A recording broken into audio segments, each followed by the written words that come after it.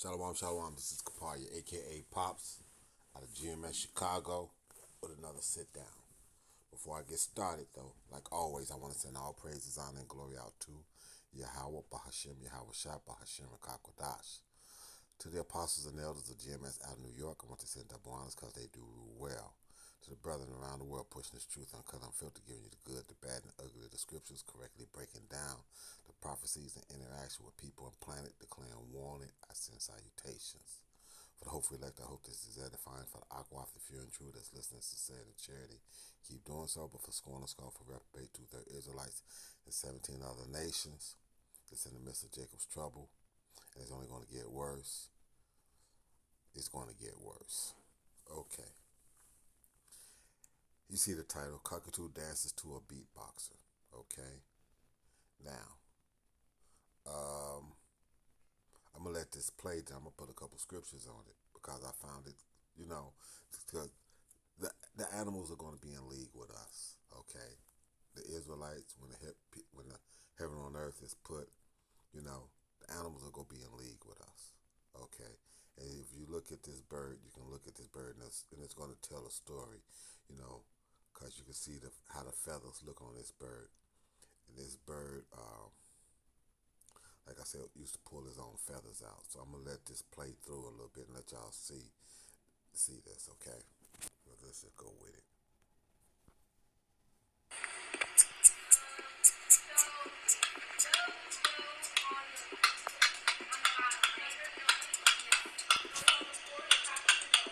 Y'all saw the beginning. It said that the man bonds with the cockatoo by beatboxing, and the cockatoo dances to the beatbox. We back it up and let it run a little bit more.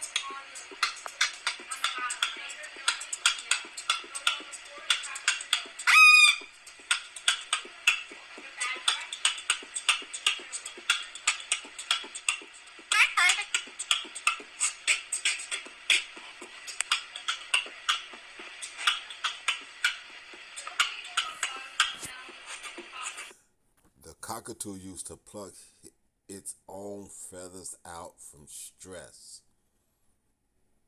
So you can guess who he was owned by. It doesn't make mention here about who the owner was. But you got whales beaching themselves because the water is so polluted. You had incidents and episodes where flocks of birds, was just falling out of the sky, dying. Who's in charge of the planet? Who was the planet given into pursuant to Job 9 and 24? It's given to the wicked. And they've polluted so much and done so much, and that they just, and now they got you stressing yourself out. How are they making you stress yourself out? With these masks and things of this nature. I can't stress this enough. I'm almost 60 years old. I remember the oil crisis of the early 70s and everything else. The greenhouse effects and the things that they was talking about.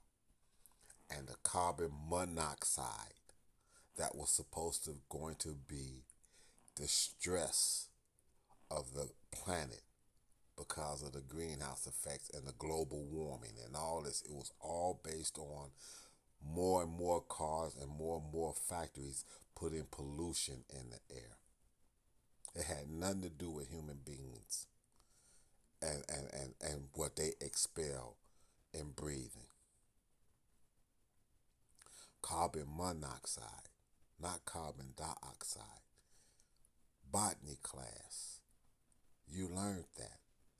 That's how you're supposed to be able to make your environment cleaner inside your own apartment or house. Plants, they're going to breathe in the carbon dioxide that you let out, and they're going to breathe that in. Photosynthesis, this, that, and the other stuff turn green, blah, blah, blah, and going to let out oxygen. But the world is in such a stressful place now that, like we said, we got whales beaching themselves, dying of famine because they're swallowing shitloads of plastic that's being unloaded in the fucking oceans. Okay? This cockatoo used to pluck its own feathers out from stress. But now, a man with a full beard can beatbox and a cockatoo dances.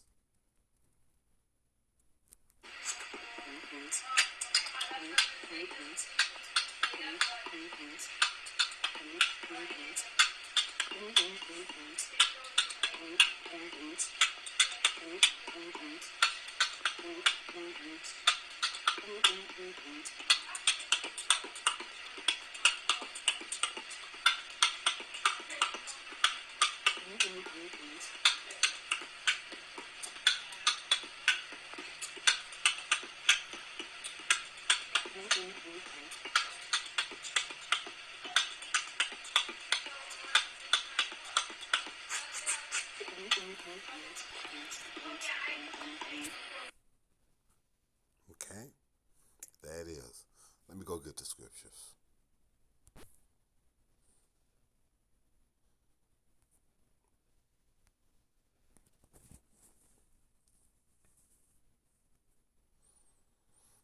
I'm going to start at 16. This is Hosea 2 and 16.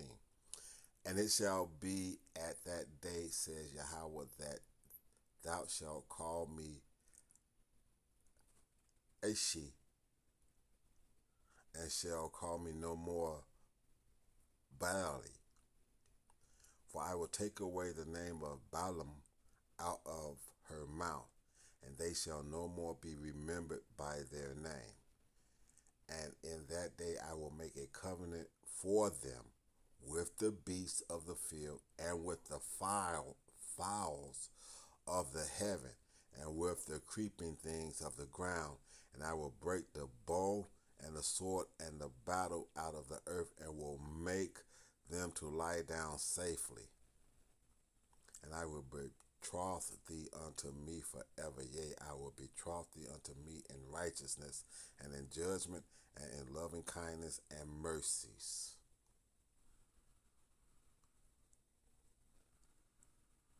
Hasn't happened fully yet. But the bird is stressed out.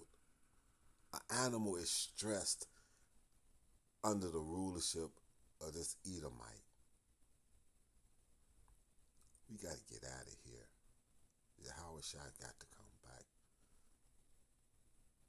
This man will destroy. All flesh will be consumed. That's scripture. If not for the election's sake, all flesh would be consumed. The bird plucks his own feathers out. Damn. So I hope that's, on a lighter note, I hope that that's absolutely enlightening, that that this is what's coming, but also um, um, eye-opening in the fact that there's so much stress in the world being up under this Edomite that a bird is plucking its own fucking feathers out. So for you 2/3 that want to stay under this fucking Edomite's rulership, truly a bob a ball. Like I said, let me end this with this. I want to send all praises, honor, and glory out to Yahweh Ba'ashem, Yahweh Shai, Ba'ashem, Kakwadash. To the apostles and elders of GMS out of New York, I want to send double honors because they rule well. To the brethren around the world pushing this truth uncut, unfiltered, giving the good, the bad, and the ugly, the scriptures, correctly breaking down prophecy and interaction with people, declaring war on the planet, I send salutations. The hopeful elect, I hope that's edifying. For the Aquaf, the few and the true that's listening sincerely and charity, keep doing so.